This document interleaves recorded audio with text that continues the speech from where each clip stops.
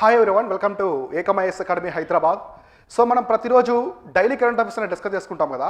ఈ daily current అఫైర్స్లో భాగంగా ఇవాళ నేనేం చెప్తానంటే మీకు మొత్తం మంత్లీ ఉంది కదా, అక్టోబర్ మంత్ మొత్తం ఉన్నటువంటి ఇంపార్టెంట్ ఇక్కడ ఏంటంటే మొత్తము మోస్ట్ ఇంపార్టెంట్ కరెంట్ ఈవెంట్స్ ఈ అక్టోబర్ మంత్కి సంబంధించిన మొత్తం కూడా మోస్ట్ ఇంపార్టెంట్ కరెంట్ ఈవెంట్స్ ఏమున్నాయి కొన్ని చెప్తాను. సో దీనివల్ల మీకు ఏం తెలుస్తుంది అంటే మీరు కరెంట్ ఈవెంట్స్ చదువుకునేటప్పుడు ఎలాంటి ఈవెంట్స్ అనేవి ఎక్కువగా ఫోకస్ చేయాలో ఇక్కడ చెప్తున్నాను అనమాట. సో దీన్ని ఒక అవేర్నెస్ క్లాస్లా తీసుకుని మీకు అందరికి కూడా క్లియర్గా ఎక్స్ప్లెయిన్ చేస్తాను ఇక్కడ. సో ఇప్పుడు ఇందులో నేను ప్రతి ఒక్క ఈవెంట్ని తీసుకుని ఆ బ్యాక్గ్రౌండ్ డేటా కావచ్చు, దానికి సంబంధించిన హిస్టరీ ప్రతిదీ కూడా మీకు క్లియర్గా ఎక్స్ప్లెయిన్ చేస్తాను. ఇది మనం ప్రతిరోజు చెప్పుకునే డైలీ కరెంట్ అఫైర్స్ ఉన్నాయి కదా, అలానే ఇప్పుడు మధ్యలో ఏమున్నాయి ఒక్కొక్కటి కూడా చూద్దాం మనం క్లియర్గా వాటి గురించి. సో ఫస్ట్ మనం చూసినట్లయితే ఇక్కడ వచ్చేసి చూడండి క్లియర్గా ఫస్ట్ సైడ్ వచ్చేసి వరల్డ్స్ లార్జెస్ట్ సఫారీ పార్క్. మన కరెంట్ ఈవెంట్స్లో ఫస్ట్ టాపిక్ వచ్చేసి వరల్డ్స్ లార్జెస్ట్ సఫారీ పార్క్. మామూలుగా మీరు సఫారీ పార్క్ గురించి వింటూ ఉంటారు. సఫారీ తెలుసు కదా మీకు. మామూలుగా మన సౌత్ ఆఫ్రికా కావచ్చు, నమీబియా, ఆఫ్రికన్ కంట్రీస్కి మనం ఎక్కువ వెళ్ళినప్పుడు అక్కడ మనము వెళ్తుంటాం, నేషనల్ పార్క్స్కి వెళ్తాం అనమాట. సఫారీ చూడడానికి, జంతువులు చూడడానికి అట్లా వెళ్తూ ఉంటాం. మన ఇండియాలో కూడా చాలా నేషనల్ పార్క్లో సఫారీ ఉంది. కాజీరంగా కావచ్చు, అస్సాం రాష్ట్రంలోని కాజీరంగా నేషనల్ పార్కు, మహారాష్ట్రలోని తడోబా నేషనల్ పార్కు, మనకి ఆంధ్రప్రదేశ్లో తిరుపతిలో ఉన్నటువంటి శ్రీ వెంకటేశ్వర జూలాజికల్ పార్క్లో కూడా సఫారీ ఉంది. అక్కడ చిన్న చిన్న వ్యాన్స్లో తీసుకెళ్ళి సింహాలు ఉంటాయన్నమాట. సో లైన్స్ని చూపిస్తారు, 2-3 లైన్స్ ఉంటాయి అక్కడ, అవి ఫారెస్ట్లో తిరుగుతూ ఉంటాయి, చూపిస్తారు. సో ఇట్లాంటి సఫారీ ఎగ్జాక్ట్గా మనకి ఆఫ్రికా ఆ దేశాల్లో ఎక్కువ చాలా ఫేమస్ అనమాట. ఈ సఫారీని మన దేశంలో ప్రపంచంలోనే అతిపెద్ద సఫారీగా తీసుకొచ్చింది ఒక స్టేటు, అదేంటో చూద్దాం. సో చూడండి, world's largest jungle safari. So ఈ పాయింట్ ఇంపార్టెంట్ ఇక్కడ. So jungle safari to be developed in Haryana. So ఎక్కడంటే ఇది స్టార్ట్ చేసింది హర్యానా రాష్ట్రంలో. సో చూడండి, హర్యానా అనేది ఒక చిన్న రాష్ట్రం అయినప్పటికీ కూడా సో ఒక పెద్ద ఈవెంట్ అని తీసుకొచ్చారు. ఆ ఈవెంట్ ఏంటంటే world's largest safari park. So ఈ జంగిల్ సఫారీ అనమాట. ఇక్కడ ఇందాక చెప్పాను కదా ఆఫ్రికాలో ఎలా ఉంటుందో ఎగ్జాక్ట్లీ అలానే ఇక్కడ కూడా జంగిల్ సఫారీ అనేది తీసుకొచ్చారు. ఎక్కడ? హర్యానా రాష్ట్రంలో. తర్వాత the world's largest jungle safari park is spread across and area of the చూడండి 10,000 ఎకరాస్. సో మొత్తం వచ్చేసి 10,000 ఎకరాస్ ల్యాండ్స్లో వచ్చేసి ఈ జంగిల్ సఫారీని అయితే ప్లాన్ చేస్తున్నారు మొత్తం కూడా. ఇది ఎస్పెషల్లీ ఎక్కడుందంటే ఆరావళి మౌంటైన్ రేంజెస్. సో ఈ పాయింట్ చూసుకోండి, ఆరావళి మౌంటైన్ రేంజ్. అంటే మీరు ఒక టాపిక్ ఏదైనా ఒక టాపిక్ గురించి చదివేటప్పుడు ఈ టాపిక్ని 360 degrees యాంగిల్స్ చదవాలి. సో అంటే మీకు స్టేట్మెంట్లు వస్తాయన్నమాట. సో స్టేట్మెంట్లు వచ్చినప్పుడు ఎలా అయినా సరే అన్ని విధాలా చదువుకున్నప్పుడు దానికి సంబంధించి మీరు డైరెక్ట్ ఏబిసిడి క్వశ్చన్స్ వచ్చినా, స్టేట్మెంట్ ఆఫ్ క్వశ్చన్స్ వచ్చినా, మ్యాచ్ ఆఫ్ ది ఫాలోయింగ్ వచ్చినా, రీజన్ అండ్ అసెషన్ క్వశ్చన్స్ వచ్చినా, డైరెక్షన్స్ ఉంటాయి కదా, north to south, south to north, west to east, అలాంటి ఎలాంటి టైప్ ఆఫ్ క్వశ్చన్ వచ్చినా కూడా మీరు ఆన్సర్ చేసే ఎబిలిటీ మీలో క్రియేట్ అవుతుంది అనమాట. కాబట్టి ఇట్లా మొత్తం వచ్చేసి ఇది 10,000 ఎకరాస్లో ప్లాన్ చేస్తున్నారు ఈ సఫారీ పార్క్ అనేది. ఇక్కడ ఆరావళి మౌంటైన్ రేంజెస్లో ఇది ఎక్కడ ఉంటుందంటే ఎగ్జాక్ట్గా ఆరావళి హిల్స్ ఉన్నాయి కదా. సో మీకు ఆరావళి హిల్స్ తెలుసు కదా, ఓల్డెస్ట్ ఫోల్డ్ మౌంటైన్స్ ఉంది ఇండియా అంటుంది వరల్డ్ అనమాట. So oldest fold mountains.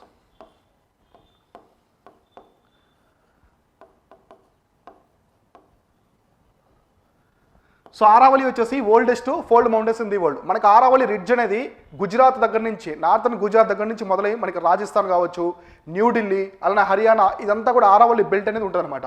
So మీకు తెలుసు కదా ఆరావళి హిల్స్ గురించి. ఆరావళి హిల్స్లో హైయెస్ట్ పీక్ వచ్చేసి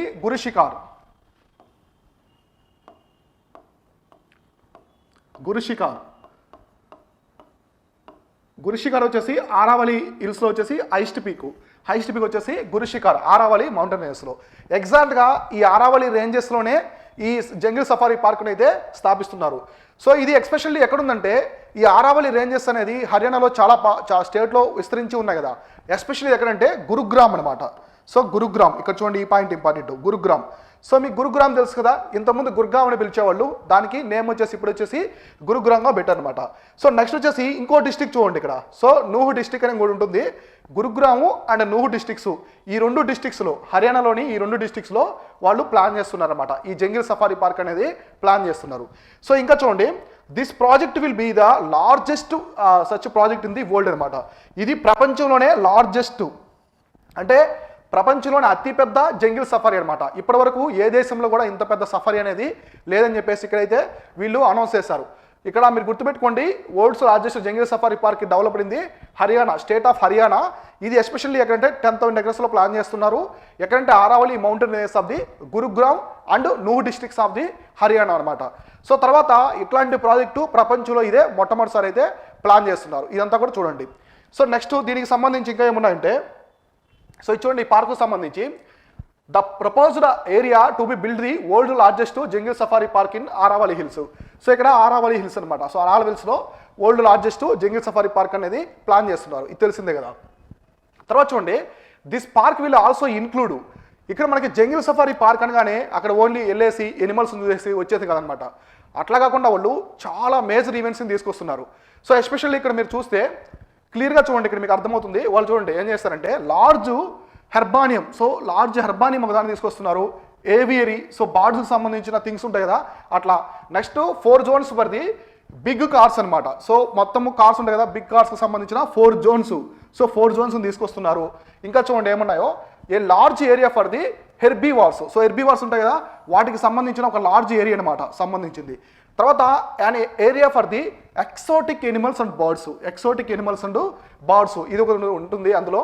తర్వాత under water world, so under water world ఉంది కదా, ఇలా కూడా ఇక్కడ ఉంటుంది. తర్వాత న్యాచురల్ ట్రైల్స్ మీకు ఎన్ని తెలుసు కదా, విజిటర్స్కి సంబంధించింది. Tourism zones, botanical garden. So botanical garden చూస్తారు కదా, చాలా అందంగా ఉంటాయి ఇక్కడ, ప్లాంట్స్ కావచ్చు, ఫ్లవర్స్ ఇవన్నీ కూడా. తర్వాత బయోమ్స్, సో మీరు ఎకాలజీ అండ్ ఎన్విరాన్మెంట్ చదువుకుంటారా బయోమ్స్. సో బయోమ్స్ అంటే మనకి కొన్ని ఎగ్జాంపుల్స్ టైగర్ ఫారెస్ట్ కావచ్చు, బోరియల్ ఫారెస్ట్ ఇలా ఉంటాయి కదా. Biomes are only on the land అనమాట, ల్యాండ్ మీద ఉండేవాటినే బయోమ్స్ అని పిలుస్తారు. ఇవి ఆక్వాటిక్ లైఫ్లో ఉండవు అనమాట, ఆక్వాటిక్ సిస్టంలో ఉండవు. తర్వాత equatorial, tropical, coastal and deserts ఇవన్నీ కూడా చూడండి, ఇవన్నీ కూడా ఓవరాల్ ఇక్కడ వచ్చేసి మొత్తం పార్ట్ అనమాట. ఇవన్నీ కూడా ఈ జంగిల్ సఫారీలో పార్ట్ అనమాట. సో ఇట్లాంటి చూడండి ఇక్కడ ఎన్ని ఉన్నాయో, అంటే ఇటువంటి సిస్టమ్ని ప్రపంచంలో ఏ సఫారీలో కూడా మీరు ఇన్ని వెరైటీస్ని చూసుంటారు అనమాట. సో ఇట్లా అయితే హర్యానా గవర్నమెంట్ అనేది ముందుకు వచ్చి అంతా కూడా తయారు చేస్తున్నారు. ఇంకా చూడండి ఇక్కడ point, for the making of the world's largest jungle safari park and Aravalli foundation will be set up which will manage the project. Okay, ఇంత పెద్ద ప్రాజెక్ట్ని తీసుకొస్తున్నారు. ఈ ప్రాజెక్ట్ మొత్తాన్ని ఎవరు మేనేజ్ చేస్తున్నారంటే ఇక్కడ ఆరావళి ఫౌండేషన్. సో ఎవరంటే ఆరావళి ఫౌండేషన్ వాళ్ళు ఈ ప్రాజెక్ట్ మొత్తాన్ని కూడా మేనేజ్ చేస్తూ ఉంటారు అనమాట. తర్వాత ఈ డిజైను, ఈ సఫారీకి సంబంధించిన డిజైన్ కావచ్చు, ఆపరేషన్ కావచ్చు, దీనికి సంబంధించి ఏముందంటే managed by the international EY. So international EY and 2 more companies with the international experience. 2 more companies అంటే ఇక్కడ ప్రైవేటు పబ్లిక్ పార్ట్నర్షిప్ కూడా ఉందన్నమాట. ఈ సఫారీకి సంబంధించి ఎవరైనా ప్రైవేట్ కంపెనీస్ ఉంటారు కదా, వాళ్ళు కూడా దీంట్లో స్టేక్ హోల్డర్స్ అయ్యి కాపాడుతూ ఉంటారు. సో మామూలుగా మనము కొన్ని జూలాజికల్ పార్క్ చూడండి, ఏదైనా అరుదైన జంతువులు అక్కడ ఉన్నప్పుడు వాటిని కొందరు దత్తత తీసుకుంటూ ఉంటారు.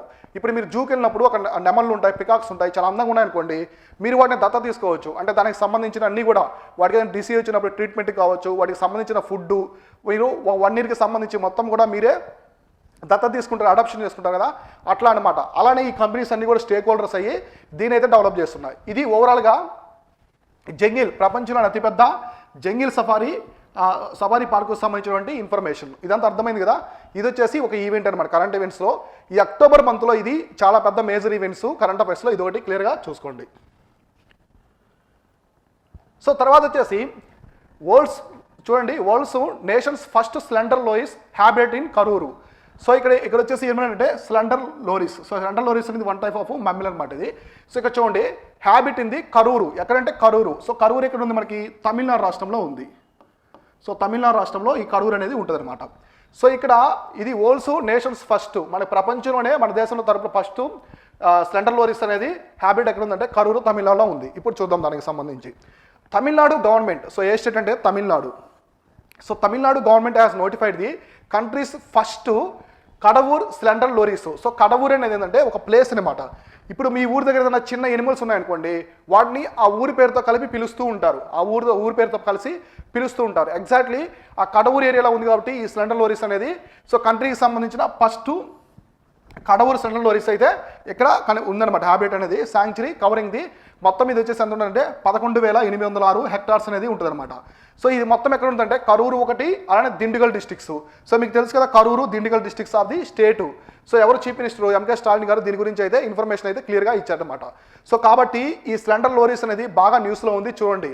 సో దీంతో పాటు మీరు రిమైనింగ్ ఎనిమల్స్ బార్డ్స్ ఉంటాయి కదా, గ్రేట్ ఇండియన్ బస్టర్డ్ కావచ్చు, నెక్స్ట్ మనకి ఇంకా మలబార్ సివెట్టు, మనకి డ్యూంగ్ అంటారు, సీ కవ్ అంటారు కదా, ఇట్లాంటివన్నీ న్యూస్లో ఉంటాయి. ఆ టాపిక్స్ అన్నీ కూడా మీరు క్లియర్గా కవర్ చేసుకుంటూ ఉండాలి. సో ఇట్లా ఇంకా దీనికి సంబంధించి the species listed as the endangered as per the international union for the conservation of nature. మీకు తెలుసు కదా. సో ఇక్కడ వచ్చేసి ఐయుసిఎన్ అంటే international union for the conservation of the nature అనమాట. ఇది రెడ్ బుక్ ఉంటుంది ఇక్కడ, వాళ్ళు స్టేటస్ ఇస్తూ ఉంటారు. అంటే ఎనిమల్ అనేది ఎంత ప్రమాదంలో ఉంది, అది వల్నరబులా, ఎండేంజర్డా, క్రిటికల్లీ ఎండేంజర్డా, ఇట్లా ఇస్తుంటారు, లీస్ట్ కన్సర్న్ ఇస్తుంటారు కదా.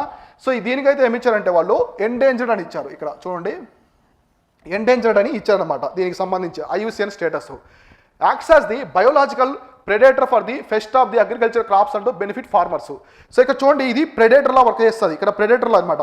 ఇది ఏం చేస్తుందంటే మామూలు అగ్రికల్చర్ క్రాప్స్ ఉంటాయి కదా, ఇప్పుడు పంట పొలాలు ఉంటాయి కదా, ఆ పంట పొలాల్లో కొన్ని కీటకాలు వస్తాయి అనమాట, కీటకాలు పురుగులు వస్తాయి. వాటిని అవి పంటలకి హాని చేస్తూ ఉంటాయి. ఆ హాని చేసే కీటకాలని మొత్తాన్ని ఇది తినేస్తుంది అనమాట. తినేయడం వల్ల అగ్రికల్చర్ అంటే పంటలకి ఆదాయం ఉంటుంది, ఫార్మర్స్కి అంటే రైతులకు కూడా బెనిఫిట్ అనేది ఉంటుంది అనమాట. సో ఇది ఒకటి ఈవెంట్ అనేది గుర్తుపెట్టుకోండి. స్లెండర్ లోకి సంబంధించింది అది ఎక్కడంటే తమిళనాడులో, దాని హ్యాబిట్ ఎక్కడ ఉందంటే కరూరు ఒకటి Dindigul districts of the Tamil Nadu రాష్ట్రంలో ఉందన్నమాట. ఇది ఒకటి గుర్తుపెట్టుకోండి. సో నెక్స్ట్ వచ్చేసి ఈ స్లెండర్ లోకి సంబంధించి చూడండి అసలు ఏంటి ఈ స్లెండర్ లోయర్ అంటే ఏంటో చూద్దాం. సో స్లెండర్ లోరిసెస్ అనేది small nocturnal mammals and arboreal in nature. So arboreal అంటే మనకి ఇది ఎక్కువగా చెట్ల మీద ఉంటుంది అనమాట, చెట్ల మీద ఉంటుంది. సో ఇది ఒక పిల్లిలాగా ఉంటుంది చూడండి మీరు, చూడడానికి అది గూగుల్లో అక్కడ ఇమేజ్ చూడండి మీరు, ఒక చిన్న క్యాట్ లాగా ఉంటుంది. ఇది అబోరియల్ అనమాట, ఎక్కువగా చెట్ల మీదే ఉంటుంది. ఇది ఒక మమ్మెలు అంటే క్షీరదం, తెలుగులో వచ్చేసి క్షీరదం. తర్వాత they spend most of the life on the trees.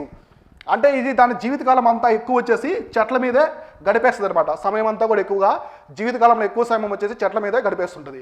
తర్వాత the slender lorises are the genus of the loris native to the India and Sri Lanka. ఈ పాయింట్ ఇంపార్టెంట్, స్టేట్మెంట్ పరంగా చాలా ఇంపార్టెంట్. ఈ స్లెండర్ లోరిస్ అనేది నేటివ్ అంటే ఎండమిక్ అంటే ఆ ప్రాంతానికి సంబంధించినటువంటి జంతువు అనమాట, అంటే సంబంధించినటువంటి జీవి. అది నేటివ్ ప్లేస్ ఎక్కడంటే ఇండియా శ్రీలంక. మనకి ఇండియా ఒకటి శ్రీలంకకు సంబంధించింది అనమాట. సో ఈ పాయింట్ కూడా గుర్తుపెట్టుకోండి. ఎక్కువ స్టేట్మెంట్ ఆఫ్ క్వశ్చన్స్లో ఇట్లాంటి పాయింట్స్ అడుగుతారు. ఓన్లీ ఇండియా అంటారు లేదా ఓన్లీ శ్రీలంకని అడిగేదానికి అవకాశం ఉంటుంది కాబట్టి ఇట్లా. తర్వాత the genus comprises the 2 species. ఈ స్లెండర్ లోరిస్ అనేది ఈ జీనస్ ఉంది, దానికి సంబంధించి మొదటి నుంచి మనం అంతా హిస్టరీ చూసుకుంటాం కదా, అందులో 2 టైప్స్ ఉందన్నమాట. ఒకటి వచ్చేసి ఇక్కడ చూడండి ద రెడ్ స్లెండర్ లోరిస్, ఒకటి వచ్చేసి రెడ్ స్లెండర్ లోరిస్ అంటారు. ఇది ఎక్కడ ఉంటుందంటే మనకి శ్రీలంకలో ఉంటుంది అనమాట. సో ఇది వచ్చేసి మనకి శ్రీలంకలో ఉంటుంది. ఏది రెడ్ స్లెండర్ లోరిస్ అనేది శ్రీలంకలో ఉంటుంది. తర్వాత grey slender loris from the Sri Lanka. అలానే ఎగ్జాక్ట్గా ఇంకోటి వచ్చేసి గ్రే స్లెండర్ లోరిస్, ఇది కూడా మనకి శ్రీలంకలోనే ఉంటుంది అనమాట. ఏది రెడ్ ఒకటి గ్రే ఒకటి రెండు కూడా శ్రీలంకలో ఉంటాయి. అయితే ఇక్కడ ఈ గ్రే రెడ్ రెండు శ్రీలంకలో ఉంటాయి. ఎగ్జాక్ట్లీ ఈ గ్రే కూడా మనకి ఇండియాలో కూడా ఉంటుంది అనమాట. సో గ్రే వచ్చేసి ఇండియాలో కూడా ఉంటుంది. సో కాబట్టి ఇక్కడ మీకు తెలియాల్సిన పాయింట్ ఏంటంటే శ్రీలంకలో వచ్చేసి 2 టైప్స్ ఆఫ్ సెంట్రల్ లోరీస్ ఉంటాయి. ఇండియాలో ఓన్లీ గ్రే సెంట్రల్ లోరీస్ మాత్రమే ఉంటుంది అనమాట. గ్రే కలర్కి సంబంధించిన సెంట్రల్ లోరీస్ మాత్రం ఇండియాలో ఉంటుంది. రెడ్ గ్రే రెండు వచ్చేసి శ్రీలంకలో అయితే ఉంటాయి. ఓకేనా ఈ point. So next slender lorises spend most of they life in the trees. Already చెప్పాను కదా, travelling along the tops of branches with the slow and precise movements. ఇది చెట్ల మీద ఉంటుంది కదా, చెప్పాను జీవితకాలం అంతా కూడా చెట్ల మీద గడుపుతూ ఉంటుందని చెప్పాను. ఈ చెట్ల మీద గడిపేటప్పుడు ఇది ఎక్కువగా ఎక్కడ ఉంటుంది చెట్ల మీద, అంటే కింద ప్రాంతాల్లో మొదలు ఉంటాయి కదా చెట్లు, అక్కడ ఉండదు, పైకి వెళ్ళిపోద్ది అనమాట. చెట్ల మీద చాలా పైకి వెళ్ళేసి హైట్స్ మీద చాలా జాగ్రత్తగా వెళ్తుంది. మంచి మూమెంట్స్ ఉంటాయన్నమాట. ఇది చాలా జాగ్రత్తగా ప్రశస్తంగా వెళ్ళి పైన చెట్లకి పైన చివరన వచ్చేసి ఇది దాని జీవితకాలం అంతా గడుపుతూ ఉంటుంది అనమాట. అందుకే దీన్ని అబోరిల్ అంటారు. అబోరిల్ అంటే చెట్ల మీద జీవించేవని అర్థం. ఓకేనా, ఇది వచ్చేసి కంప్లీట్గా ఈ స్లెండర్ లోరీస్కి సంబంధించినటువంటి ఇంపార్టెంట్. సో నెక్స్ట్ వచ్చేసి ఏముందో చూద్దాం. So next world green city awards ఉన్నాయి 2022. అవి ఏమున్నాయి కూడా మనం క్లియర్గా చూద్దాం. సో ఇప్పుడు వచ్చేసి ఇది world green city awards 2022. So రీసెంట్గా గ్రీన్ సిటీకి సంబంధించి ప్రపంచంలో వరల్డ్ గ్రీన్ సిటీస్ ఉంటాయి కదా, దానికి అవార్డ్స్ అయితే ఇచ్చారనమాట. ఈ అవార్డ్స్లో మనకి హైదరాబాద్కి అవార్డు వచ్చింది. సో హైదరాబాద్ ఉంది కదా, తెలంగాణ రాష్ట్ర రాజధాని హైదరాబాద్కి ప్రపంచంలోనే ఒక కేటగిరీలో అవార్డు అనేది వచ్చింది. ఆ కేటగిరీ ఏంటి, దాంతోపాటు ఏ కంట్రీస్ ఏ సిటీస్ అనేది దీంతో పోటీ పడ్డాయి, అవన్నీ కూడా మనం ఇప్పుడు క్లియర్గా చూద్దాం. సో హైదరాబాద్, సో ఏ సిటీకి ఇచ్చారంటే ఇండియాలో Hyderabad. So Hyderabad recently received the prestigious world green city award 2022. So Hyderabad అనేది రీసెంట్గా దానికి టాప్ ప్రైజ్ వచ్చింది, వరల్డ్ గ్రీన్ సిటీ అవార్డు వచ్చింది ఒక కేటగిరీలో. ఆ కేటగిరీ ఏముందో చూద్దాం. So Hyderabad has beaten the cities like, చూడండి ఇక్కడ ఏ సిటీస్ని బీట్ చేసిందో. ప్యారిస్, ఫ్రాన్స్లో ఉన్న ప్యారిస్, బొగాటో మెక్సికో, ఇంకా చూస్తే Mexico city, Montreal and Fortaleza. So ఈ సిటీస్ మొత్తాన్ని కూడా బీట్ చేసింది. అంటే నామినేషన్లో హైదరాబాద్కి పోటీగా ఈ సిటీస్ అన్నీ కూడా వచ్చాయన్నమాట. నామినేషన్లో వచ్చినప్పటికి కూడా హైదరాబాద్ ఏం చేసిందంటే ఈ సిటీస్ మొత్తాన్ని బీట్ చేసి ఆ కేటగిరీలో హైదరాబాద్కి అయితే టాప్లో వచ్చే అవార్డు అయితే వచ్చిందనమాట. సో ఈ city receive the world green city award 2022, the best across all 6 categories. So ఇందులో వచ్చేసి బెస్ట్ అక్రాస్ ఆల్ 6 కేటగిరీస్. దీంట్లో మొత్తం వచ్చేసి 6 కేటగిరీస్ ఉంటాయి. ఈ 6 కేటగిరీస్లో బెస్ట్ అవార్డు అనేది వచ్చిందనమాట. ఇక్కడ చూడండి, Hyderabad received the award at the international association of the horticulture procedures. So ఇక్కడ వచ్చేసి జరిగిందనమాట. ఎక్కడ జరిగిందంటే, సో మనకి international association of horticulture procedure దగ్గర అవార్డు అనేది తీసుకుందనమాట. ఇది హైదరాబాద్. ఈ వరల్డ్ గ్రీన్ సిటీ అవార్డు అనేది హైదరాబాద్కి వచ్చింది ఇండియాలో తరపున. సో ఇండియా తరపున అంటే ప్రపంచంలో అన్ని సిటీస్ పోటీ పడ్డాయి, దాంట్లో హైదరాబాద్కి అయితే టాప్ అవార్డు వచ్చింది. సో దీనికి సంబంధించి చూడండి, ఇంకా the 6 categories of award are, ఇప్పుడు నేనేం చెప్పాను, వరల్డ్ గ్రీన్ సిటీ అనేది మొత్తం 6 కేటగిరీస్లో ఇస్తారని చెప్పాను. మొత్తం వచ్చేసి 6 కేటగిరీలో ఇస్తారని చెప్పాను కదా. ఇప్పుడు ఈ 6 కేటగిరీస్ ఏమేమి ఉంటాయో ఒక్కొక్కటి మనం క్లియర్గా చూద్దాం. సో ఇక్కడ చూడండి, living green for biodiversity. So ఒకటి వచ్చేసి living green for biodiversity. So ఇంకొకటి living green for climate change. So climate change చూడండి, ఎప్పుడు మనం న్యూస్లో చూస్తూనే ఉంటాం. యూపీఎస్సీ లెవెల్లో కావచ్చు, మనకి స్టేట్ పీఎస్ ఎగ్జామ్లో ఎప్పుడు క్లైమేట్ చేంజ్ గురించి క్వశ్చన్స్ అనేవి వస్తూనే ఉంటాయి. So climate change. Next living green for health and well being. So wealth and well being కావచ్చు. Next living green for water. So water. Living green for social cohesion and living green for economic recovery. So economic recovery and inclusive growth అనమాట. So మొత్తం ఈ 6 కేటగిరీలో ఈ awards అనేవి ఇస్తారు. World green city award అనేది ఇస్తారనమాట. మొత్తం వచ్చేసి ఎన్ని ఉన్నాయి, 6 కేటగిరీస్ అనేవి ఇక్కడ ఉన్నాయన్నమాట. ఈ 6 కేటగిరీలో ఇస్తారు. తర్వాత ఇక్కడ చూడండి, Hyderabad. So Hyderabad won the living green for economic recovery and inclusive growth during the AIPH event. So ఈ ఇంటర్నేషనల్ ఈ హార్టికల్చర్ ఈవెంట్లో హైదరాబాద్కి ఏ కేటగిరీలో వచ్చిందంటే award, economic recovery and inclusive. So ఈ పాయింట్ చూడండి. So economic recovery, living green for economic recovery and inclusive growth తరపున హైదరాబాద్కి అయితే ఇచ్చారనమాట. సో ఎందుకు దేన్ని బేస్ చేసుకొని హైదరాబాద్కి economy and inclusive growth, economic recovery inclusive growth కేటగిరీలో హైదరాబాద్కి అవార్డు ఇచ్చారంటే చూడండి. So in this category the greening of the outer ring road. So చూడండి, ఔటర్ రింగ్ రోడ్, హైదరాబాద్ యొక్క ఔటర్ రింగ్ రోడ్ అనేది చాలా ఫేమస్. ఔటర్ రింగ్ రోడ్ అనేది హైదరాబాద్కి సంబంధించి చాలా ఫేమస్. సో అందుకే ఇక్కడ ఔటర్ రింగ్ రోడ్ ఒకటి. నెక్స్ట్ హైదరాబాద్ నామినేషన్ మెయిన్గా వెళ్ళింది ఔటర్ రింగ్ రోడ్డు. అంటే దీనికి సంబంధించిన ఔటర్ రింగ్ రోడ్కి సంబంధించిన సిటీ యొక్క డిజైన్ కావచ్చు, సిటీ యొక్క డిజైను, సో ఇంకా వాళ్ళు వేసినటువంటి ఫార్మేషన్స్, సో ఫార్మేషన్ కావచ్చు, నెక్స్ట్ ఇన్ఫ్రాస్ట్రక్చరు. సో ఇన్ఫ్రాస్ట్రక్చర్ ఇవన్నీ బేస్ చేసుకొని హైదరాబాద్ ఔటర్ రింగ్ రోడ్ తరపున నామినేట్ అయింది. సో రిమైనింగ్ ఉన్న ప్రపంచంలో ఉన్న ప్యారిస్ కావచ్చు, బొగోటా, మెక్సికో సిటీ, పోర్టలేజా, ఈ ప్యారిస్ అన్నింటిని కూడా బీట్ చేసి హైదరాబాద్ అనేది టాప్ ప్లేస్లో అయితే వచ్చిందనమాట. ఓకేనా, అర్థమైంది కదా. ఈ వరల్డ్ గ్రీన్ సిటీ అవార్డులో హైదరాబాద్కి అయితే ఎకనమిక్ రికవరీ ఒకటి, ఇన్క్లూజివ్ గ్రోత్ తరపున అవార్డు అనేది వచ్చింది, ఇది ఒకటి. సో నెక్స్ట్ ఏముందంటే, so government of India approved the first suspension bridge across the Krishna river. So మన దేశంలోనే మొట్టమొదటి సస్పెన్షన్ బ్రిడ్జ్ అనమాట. ఇప్పటివరకు ఈ సస్పెన్షన్ బ్రిడ్జ్ అనేది మన ఇండియాలో లేదు. మనం ఎక్కువగా మీరు చూస్తే సోషల్ మీడియాలో చూస్తూ ఉంటారు, కొన్ని సస్పెన్షన్ బ్రిడ్జ్ అనేది చూస్తూ ఉంటాయి, ఎక్కువ చైనాలో ఉంటాయి ఇట్లాంటి బ్రిడ్జెస్. అంటే అవి బ్రిడ్జ్ లాగా ఉంటాయి, లైక్ గోపురం టైప్ ఉంటాయి, బ్రిడ్జెస్ ఉంటాయి. నెక్స్ట్ బ్రిడ్జెస్లో కూడా వాకర్స్ ఉంటారు కదా, వాకర్స్ నడుస్తూ ఉంటారు కదా, ఆ వాకర్స్కి అద్దాలు ఉంటాయి అనమాట. లోపలంతా లోయ ఉంటుంది, పైన గ్లాసెస్తో చేస్తుంటారు, అంటే మనకి మొత్తం కనిపిస్తూ ఉంటుంది కింద. ఇట్లాంటి బ్రిడ్జెస్ చాలా ఉంటాయి ఇక్కడ. ట్రాన్స్పోర్ట్కి సంబంధించి ఆ పెడస్ట్రియన్స్ అంటే నడుస్తూ వెళ్తుంటారు కదా, వాళ్ళకి సంబంధించి కూడా ఉంటాయి. అసలు ఎక్కడ స్టార్ట్ చేశారు, ఇది ఎక్కడుంది, కృష్ణా రివర్ మీద అని చెప్తున్నారు కదా. ఇక్కడ వచ్చేసి across Krishna river. So Krishna river అంటే ఖచ్చితంగా ఇది సాధారణ ఇండియాకి సంబంధించింది. సో అది ఎక్కడుందో చూద్దాం. చూడండి, the central government has approved the construction of iconic cable stayed cum suspension bridge. చూడండి ఇక్కడ ఏంటంటే కేబుల్ స్టేడు. సో కేబుల్ ఉంటుంది, కేబుల్ బ్రిడ్జ్ చాలా ఉన్నాయి మన ఇండియాలో. So cable cum suspension bridge అనమాట.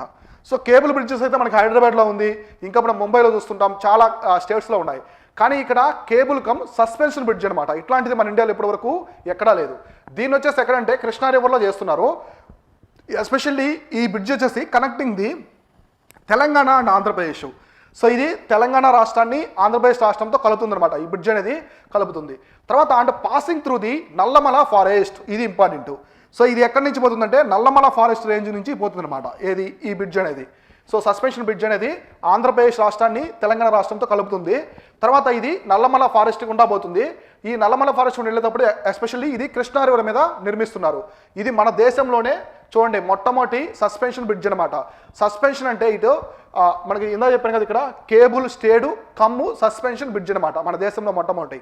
సో తర్వాత ఇంకా చూస్తే the decision was announced by the union ministers for the road transport and national highways. So మనకి ఎవరున్నారు మినిస్టర్గా? నితిన్ గడ్కరీ గారు ఉన్నారు.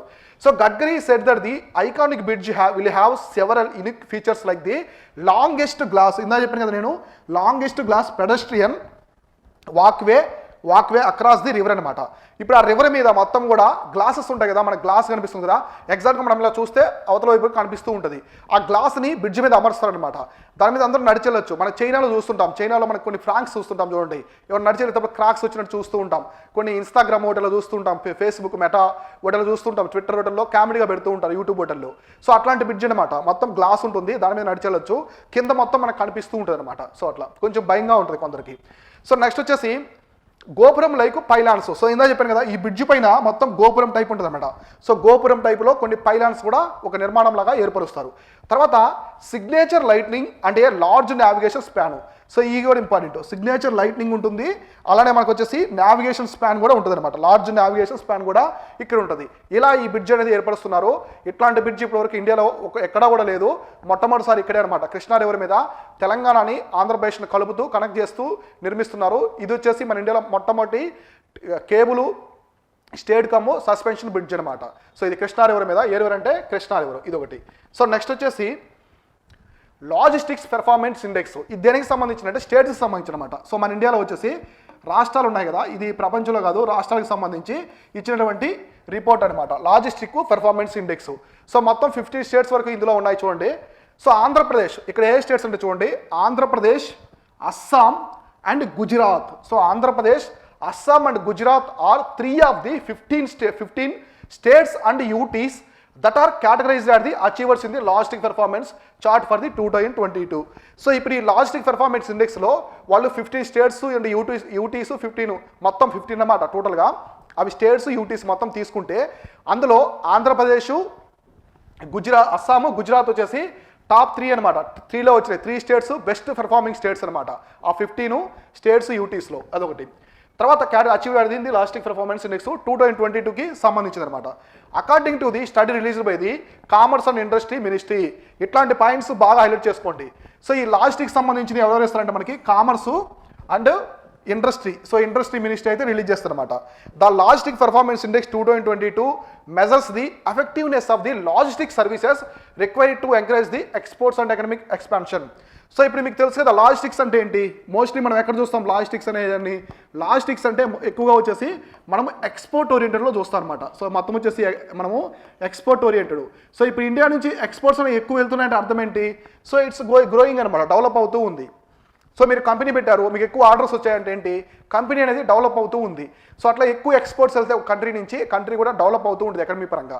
సో ఇట్లా ఎవరైతే ఈ ఎక్స్పోర్ట్స్ని ఎంకరేజ్ చేస్తున్నారు, తర్వాత ఎకనమిక్ ఎక్స్పాన్షన్ కూడా జరుగుతుంది వీటి వల్ల అని చెప్పేసి వీటిని బేస్ చేసుకొని ఈ స్టేట్స్కి అయితే ఇచ్చారనమాట. ఏ స్టేట్స్? ఆంధ్రప్రదేశ్, అస్సాము, గుజరాత్ అనేవి ఈ 3 స్టేట్స్ బెస్ట్ పెర్ఫార్మింగ్ స్టేట్స్ అని చెప్పేసి లాజిస్టిక్ పెర్ఫార్మెన్స్ ఇండెక్స్లో చెప్పారు. ఇది ఎవరు రిలీజ్ చేస్తారంటే మనకి మినిస్ట్రీ ఆఫ్ కామర్స్ అండ్ ఇండస్ట్రీకి సంబంధించిన వాళ్ళు రిలీజ్ చేస్తారు. ఈ పాయింట్ కూడా గుర్తుపెట్టుకోవాలి. సో తర్వాత పాయింట్ చూడండి, తర్వాత current event. India stands third in the world in terms of the fish production. So Matsya Sampada అంటే చేపల పెంపకంలో మనము ప్రపంచంలోనే 3rd ప్లేస్లో ఉన్నాం. దేంట్లో? ఫిష్ ప్రొడక్షన్లో. సో మరి ఫస్ట్ ప్లేస్ ఏది ఉంది, సెకండ్ ప్లేస్ ఏముంది, అవన్నీ కూడా ఇప్పుడు మనం క్లియర్గా డిస్కస్ చేసుకుందాం. సో ఫస్ట్ వచ్చేసి union minister for the state for fisheries Animal husbandry and dairying doctor L Murugan, so మీకు తెలుసు కదా ఆయన minister, has recently said that India stand third in the world in terms of the fish production. So ఇక్కడ India అనేది ఏంటంటే third ప్లేస్లో ఉంది. So India వచ్చేసి మనకి థర్డ్ ప్లేస్లో ఉంది దేంట్లో, ఫిష్ ప్రొడక్షన్లో. సో చేపల పెంపకంలో వచ్చేసి థర్డ్ ప్లేస్లో ఉంది. సో ఈ ఫిష్ అనేది మనకి మామూలుగా మెరీన్ ఫిషింగ్ ఉంటుంది, అంటే సముద్రం నుంచి తీసుకొస్తారు కదా మెరీను. సో మెరీన్ ఫిషింగ్ ఉంటుంది, అలానే ఫ్రెష్ వాటర్ ఫిషింగ్ కూడా ఉంటుంది అనమాట. అంటే మనం చెరువులు, సరస్సులు వీటిలో ఉంటాయి కదా, వాటిని ఫ్రెష్ వాటర్ ఫిషింగ్ అని అంటారు. సో ఇవి టైప్స్ ఉంటాయి అనమాట. మెరీన్ వాటర్ వేరుంటాయి, ఫిషెస్ ఇవి వేరుంటాయి. మనం ఫ్రెష్ వాటర్ చూసుకుంటే రోహు కావచ్చు, సో మనకి కట్లా ఫిష్ ఇట్లా మనకు కొన్ని చిక్కుతూ ఉంటాయి అనమాట, ఇవన్నీ కూడా ఇవి. సో మనకి మెరీన్ వాటర్ అయితే హిల్సా కావచ్చు, పులస్ చేప అంటారు కదా, చాలా కాస్ట్లీయెస్ట్ ఫిష్ అనమాట. మనకి ఆంధ్రప్రదేశ్ గోదావరి జిల్లాలో ఎక్కువ చిక్కుతూ ఉంటుంది. సో హిల్సా అంటారు ఇంగ్లీష్లో, అట్లాంటివి అట్లా 2 రకాలు ఉంటాయి. సో దీంట్లో ఇండియా వచ్చేసి ఫిష్ ప్రొడక్షన్, టోటల్ ఫిష్ ప్రొడక్షన్లో వచ్చేసి థర్డ్ ప్లేస్లో అయితే ఉంది ప్రపంచంలోనే. Next, India is third largest fish producing and second largest aquaculture nation in the world అనమాట. సో ఇక్కడ ఏం చెప్పారు, ఫిష్లో అయితే థర్డ్ ప్లేస్లో ఉంది, అదే ఆక్వాకల్చర్లో అయితే సెకండ్ ప్లేస్లో ఉందన్నమాట. సో ఆక్వాకల్చర్లో అయితే సెకండ్ ప్లేస్లో ఉంది. సో మనకి ఈ ఫిషింగ్ అయితే చూసుకుంటే, ఈ ఫిషింగ్ ప్రకారం మనము చూసుకుంటే దానికి సంబంధించి ఏముందో ఒక్కొక్కటి ఇప్పుడు క్లియర్గా ఎక్స్ప్లెయిన్ చేస్తాం చూడండి.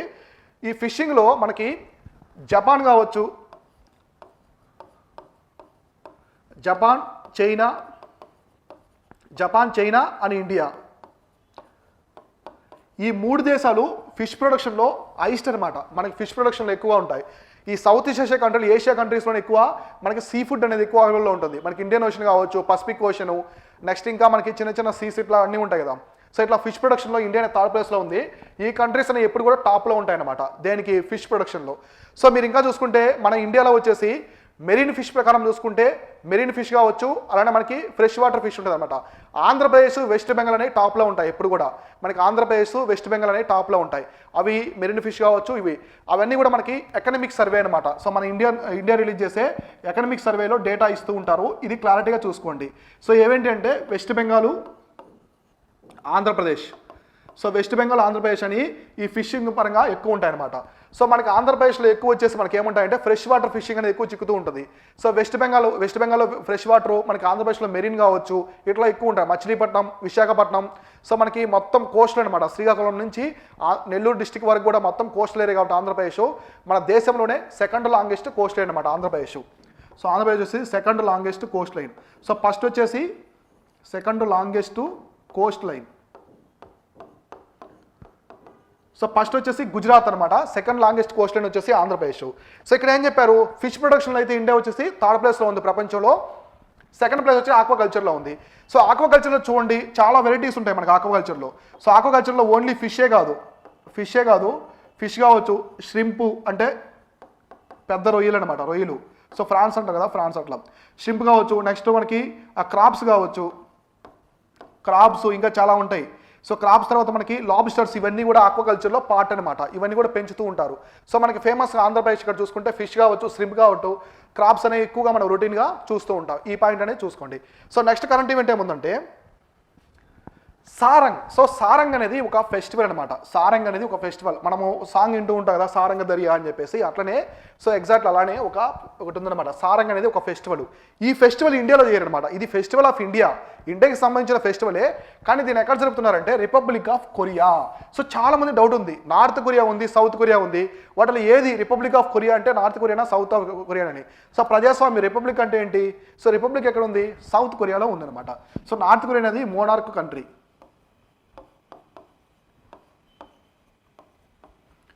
సో సౌత్ కొరియాలో, సో రిపబ్లిక్ కొరియా అంటే సౌత్ కొరియా. సో సౌత్ కొరియాలో వచ్చేసి ఒక ఫెస్టివల్ జరుపుతున్నారు, అది వచ్చేసి ఇండియాకి సంబంధించిన ఫెస్టివల్ అనమాట.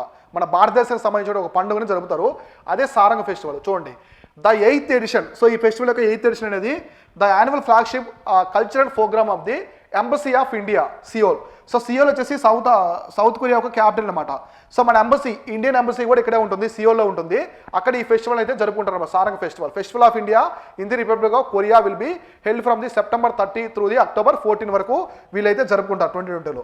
In offline mode at various locations across the country. So ఇక్కడ చూడండి, across the country after 2 years hiatus due to the COVID-19 pandemic. So మామూలుగా ఈ ఫెస్టివల్ ఆఫ్టర్ 2 years జరుపుకుంటున్నారు. సో మామూలుగా ఎప్పుడెప్పుడు జరుపుకుంటూ ఉంటారు, కానీ కోవిడ్ రావడం వల్ల 2 years, సో మనకి 20 కావచ్చు 21 వరకు కోవిడ్ ఉంది కాబట్టి ఈ ఫెస్టివల్ అయితే జరుపుకోలేదు, తర్వాత ఇప్పుడైతే జరుపుకుంటున్నారు. సో బాగా జాగ్రత్తగా గుర్తుపెట్టుకోండి, సారంగ్ అనేది it is a festival of India celebrated in the south Korea, ఇది ఒక point. So next current event ఏముందో చూద్దాం. సో నెక్స్ట్ వచ్చేసి Haryana top at the public affairs index 2022 in bigger states. So మనకి ఇండియాలో ఏదైనా రిపోర్ట్ తీసుకున్నప్పుడు, ఏదైనా ఇట్లాంటివి తీసుకున్నప్పుడు ఎక్కువగా మనకి big states, small states, UTs ఇట్లా ఇస్తుంటారు. సో అవి జాగ్రత్తగా గుర్తుపెట్టుకోవాలి. బిగ్ స్టేట్స్లో ఏది వచ్చింది, చిన్న స్టేట్స్లో ఏది ఫస్ట్ ప్లేస్లో ఉంది, యూటీస్లో ఏది ఫస్ట్ ప్లేస్లో ఉందని చూడాలి. సో అక్కడ వచ్చేసి ఫస్ట్ మనకి ఇక్కడ చూడండి Haryana bagged the. So Haryana bagged the top position in the category of the big states in the public affairs index అనమాట. సో పబ్లిక్ అఫైర్స్ ఇండెక్స్ 2022లో టాప్ ప్లేస్లో వచ్చింది. The state has emerged as the forefront in social. ఇక్కడ దేని base చేసుకొని ఇచ్చారంటే కొన్ని థీమ్స్ని base చేసుకొని ఇచ్చారు. అవేంటి అంటే ఒకటి social, economic and political justice అనమాట. ఈ 3 థీమ్స్ని బేస్ చేసుకొని పబ్లిక్ అఫైర్స్ ఇండెక్స్ తరపున ఏ స్టేట్ బెస్ట్ పెర్ఫార్మింగ్ స్టేటో ఇచ్చాడు. తర్వాత it has topped among the major states with a score of 0.6948 followed by the Tamil Nadu. So first Haryana వచ్చింది కదా, తర్వాత ఏమి వచ్చినాయంటే తమిళనాడు, కేరళ, ఛత్తీస్గఢ్, పంజాబ్ అండ్ కర్ణాటక, ఇవి తర్వాత ప్లేస్లో వచ్చాయన్నమాట. ఫస్ట్ హర్యానా వచ్చింది, తర్వాత ఇవి remaining second place, third, fourth, fifth, sixth ప్లేస్లో ఈ స్టేట్స్ అయితే వచ్చాయన్నమాట. గుర్తుపెట్టుకోండి, పబ్లిక్ అఫైర్స్ ఇండెక్స్ 2020లో ఫస్ట్ వచ్చింది ఏదంటే హర్యానా. సో హర్యానా స్టేట్ అనేది ఫస్ట్ ప్లేస్లో అయితే వచ్చిందనమాట. సో 2020లో బిగ్ స్టేట్స్లో. సో ఇది ఏదంటే పబ్లిక్ అఫైర్స్ ఇండెక్స్, ఇది 3 థీమ్స్ని బేస్ చేసుకొని ఉంటుంది. ఎలా ఇస్తారంటే performing in the social, economic and political థీమ్స్ని బేస్ చేసుకొని ఇస్తారు, ఇదొకటి. సో నెక్స్ట్ వచ్చేసి important, geographical indication tag sought for the Nihonshu from Japan. So మామూలుగా ఇది వచ్చేసి ఒక డ్రింక్ అనమాట, ఒక ఆల్కహాలిక్ డ్రింక్. ఇది జపాన్కి సంబంధించింది. అయితే ఇండియాలో వాళ్ళు జిఐ ట్యాగ్ అయితే అప్లై చేస్తారనమాట. చూడండి, this is the first time product from the Japan. అంటే మనకి జపాన్ తర్వాత ఫస్ట్ ప్రోడక్ట్, ఇది ఇండియా తరపున ఫస్ట్ ప్రోడక్ట్. సో జపాన్ తర్వాత first product in India has file tag at the geographical indication registry in Chennai. So మనకి ఏదైనా GI tag apply చేయాలంటే ఎక్కడ ఉంటుంది, మన రిజిస్ట్రీ వచ్చేసి చెన్నైలో ఉంటుంది. కాబట్టి చెన్నై రిజిస్ట్రీకి అప్లై చేశారనమాట. ద ఎంబసీ ఆఫ్ జపాన్ న్యూఢిల్లీలో ఉంటుంది, జపాన్ యొక్క embassy has filed the application seeking the geographical indication tag for the Nihonshu Japanese sake for the alcoholic beverage.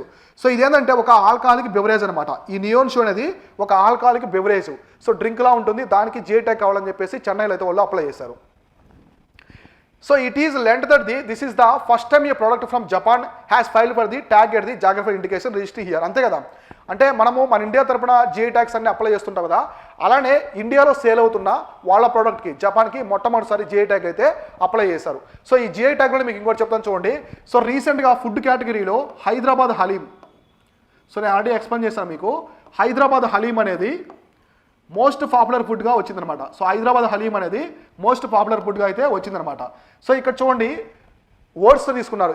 దీనికి పోటీగా మనకి బికనేర్ భుజియా, మనకి రత్నా సేవ్ కావచ్చు, నెక్స్ట్ రసగుల్లా, ఇవన్నీ కూడా పోటీ పడ్డాయి హైదరాబాద్ హలీంతో. అయినప్పటికీ ఎక్కువ మంది కూడా హైదరాబాద్ హలీంకే ఓటేసి ఇండియాలో most popular GI tag food ఏదంటే ఇండియాలో వచ్చేసి హైదరాబాద్ హలీం. అట్లనే జిఐ ట్యాగ్ ఇస్తుంటారు. మనకి జిఐ ట్యాగ్ రిజిస్టర్ ఎక్కడ ఉందంటే చెన్నైలో అయితే ఉంటుంది అనమాట. సో ఇదొకటి. సో తర్వాత ఇంపార్టెంట్ వచ్చేసి world's wild life board approves the Durgavati tiger reserve as the new tiger reserve. So రీసెంట్గా వైల్డ్ లైఫ్ బోర్డు ఎక్కడ ఉంది, మనకి డెహ్రాడూన్లో ఉంటుంది.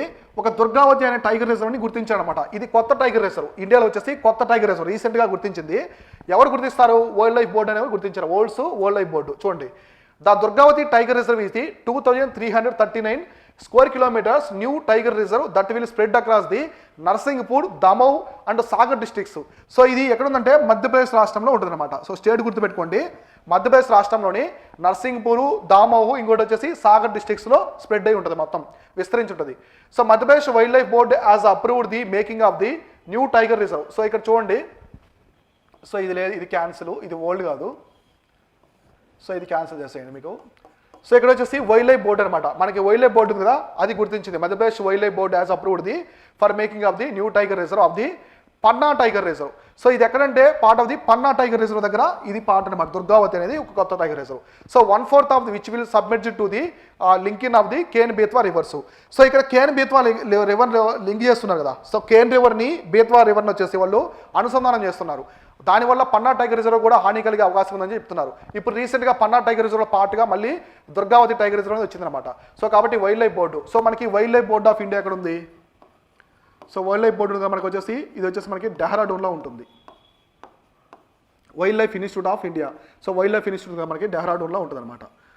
సో వైల్డ్ లైఫ్ బోర్డు అనేది ఇండియాకి సంబంధించి డెహ్రాడూన్లో ఉత్తరాఖండ్ రాష్ట్రంలో ఉంటుంది అనమాట. ఇది ఒకటి. సో నెక్స్ట్ చూసుకుంటే నెక్స్ట్ వచ్చేసి టైగర్ ట్రంప్ ఎక్సైజ్. రీసెంట్గా మనకి జాయింట్ మిలిటరీ ఎక్సైజ్ ఇలా జరుగుతాయి కదా. సో దాంట్లో భాగంగా టైగర్ ట్రంప్ ఎక్సైజ్ అయితే ఒకటి జరిగిందనమాట. అది వచ్చేసి ఎక్కడ జరిగిందంటే జాయింట్లీ కండక్టెడ్ బై ఇది ఎవరు జరిగిందంటే యునైటెడ్ స్టేట్స్, అమెరికా ఒకటి, యునైటెడ్ స్టేట్స్, తర్వాత వచ్చేసి ఇండియన్ మిలిటరీస్, ఈ రెండు జాయింట్గా కలిసి టైగర్ ట్రంప్ ఎక్సైజ్ చేశాయి. ఇవి ఎక్కడ చేశాయంటే మనకి ఈస్టర్న్ నేవల్ కమాండ్ ఉంది కదా, మన ఇండియాకి సంబంధించి నేవీకి ఈస్టర్న్ నేవల్ కమాండ్ వచ్చేసి ఎక్కడ ఉందంటే విశాఖపట్నం. సో వైజాగ్ అంటారు కదా, విశాఖపట్నం ఆంధ్రప్రదేశ్లో ఈ ఈవెంట్ అయితే జరిగిందనమాట. ఎవరికి? యునైటెడ్ స్టేట్స్ అలానే ఇండియన్ మిలిటరీకి. The tiger Trump table top simulation was organised in the India's eastern naval command. So ఇప్పుడే చెప్పాను కదా, ఇండియాకి సంబంధించినటువంటి ఈస్టర్న్ నేవల్ కమాండ్ అనమాట. సో ఈస్టర్న్ నేవల్ కమాండ్ ఎక్కడ ఉందంటే వైజాగ్లో ఉంటుంది. సో అక్కడ అక్టోబర్ 8, 18 నుంచి 20 వరకు ఈ సంవత్సరంలో జరుగుతుందన్నమాట. సో మెయిన్గా దీని యొక్క థీమ్ ఏంటంటే Endeavour the India and US military and diplomatic representative provide the coordinate in the disaster relief. So ఈ పాయింట్ ఇంపార్టెంట్. ఇదేంటంటే డిజాస్టర్ రిలీఫ్ అనమాట. To A notional third country to hit by the super cyclone. So ఏదైనా super cyclones ఇట్లాంటివి disaster జరిగినప్పుడు విపత్తులు జరగకుండా ముందుగానే జాగ్రత్త పడి ఈ రెండు కంట్రీస్ ఒకదానికి ఇన్ఫర్మేషన్ ఎక్స్చేంజ్ చేసుకుని జాగ్రత్తలు తీసుకునే ఉద్దేశంతో ఈ టైగర్ ట్రంప్ అనేది జరిగిందనమాట. టైగర్ ట్రంప్ ఎక్సైజ్ అనేది ఇండియాకి అలానే అమెరికాకి సంబంధించి ఇద్దరు కలిసి వైజాగ్లో అయితే ఈ ఎక్సైజ్ అనేది చేశారు ఇట్లా. సో తర్వాత వచ్చేసి FATF black list the Myanmar. So రీసెంట్గా ఫైనాన్షియల్ యాక్షన్ టాస్క్ ఫోర్స్ ఉంది కదా, అది మయన్మార్ దేశాన్ని ఏం చేస్తుంటే బ్లాక్ లిస్ట్లో పెట్టిందనమాట. ఎందుకంటే చూడండి, సో మనీ లాండరింగ్. సో ఇక్కడ ఏం చెప్పారంటే money laundering and terrorist financing. So మెయిన్గా వాచ్ డాగ్ ఈ FATF ఏం చేస్తుందంటే ఏదన్నా దేశం వచ్చేసి మనీ లాండరింగ్ జరుగుతున్నా, టెర్రర్ ఫైనాన్సింగ్ చేస్తున్నా, టెర్రరిస్ట్ ఫైనాన్సింగ్ చేస్తున్నా ఆ రెండు దేశాలని గ్రే లిస్ట్లో పెట్టడం లేదా బ్లాక్ లిస్ట్ అయితే పెడుతూ ఉంటుంది. అన్నీ ఇది వాచ్ డాగ్ అనమాట, చూస్తూ ఉంటుంది.